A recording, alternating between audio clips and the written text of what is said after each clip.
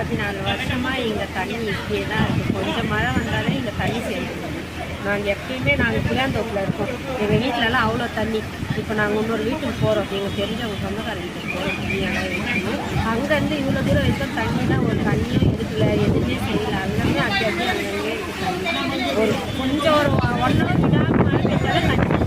அதான் நாங்கள் ரொம்ப கஷ்டப்படுறோம். வருஷம் இந்த பிரச்சனை தான். இந்த பிரச்சனை தீர்க்க முடியல. எனக்கே 34 வயசு ஆகும். 34 வயசு வரைக்கும் நாங்கள் இப்படி தான் இருக்கிறோம். எங்கள் சொந்தங்கள்லாம் வந்துட்டு நாங்கள் ஒரு வீட்டுக்கு போகிறோம். அங்கே எங்களுக்கு சாப்பாட்டுக்கு எதுவுமே வழி இல்லாமல் ஒவ்வொருத்தர் வீட்டுக்கு போய் நாங்கள் கஷ்டப்படுறீங்க. வருஷம் எங்களுக்கு பிரச்சனை எல்லாமே எங்களுக்கு தீர்வு எப்போ தான் கிடைக்கும்.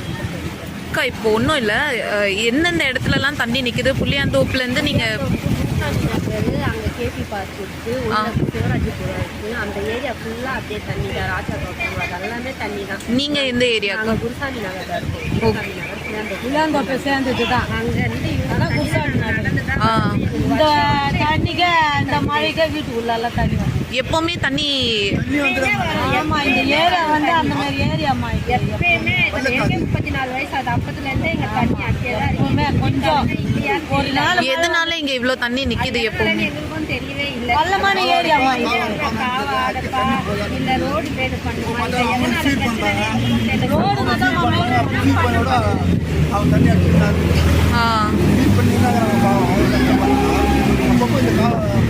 ரோடுக்கு தான் மேடு பண்ணணுமே.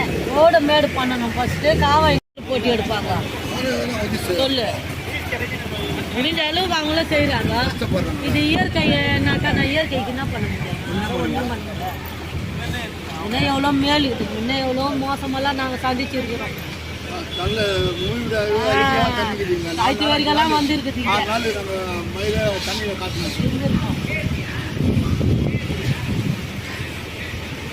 வேலை நம்மளுக்கு சோத்துக்கு தண்ணிக்கு இல்லைன்னா கூட பரவாயில்ல. நிம்மதியாக உக்காரத்துக்குன்னா இடம் வேணும்.